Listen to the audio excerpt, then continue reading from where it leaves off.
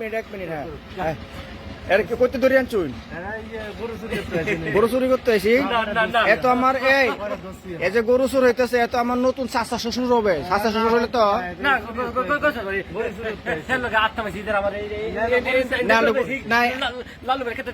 শুনি ওর বক্তব্যটা শুনি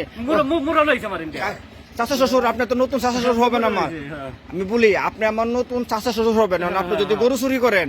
তাহলে কই বলে আপনার চাচা শ্বশুর গরু চুরি করে গরু চুরি করবেন ফাঞ্জি করে এটা ভিন্ন বিষয় আপনি তোর মেয়ে লোক না যে ফাঞ্জি করলে কোনো ডিসকাস হবে কোনো সমস্যা হবে আরেকটা কথা শুনেন আপনি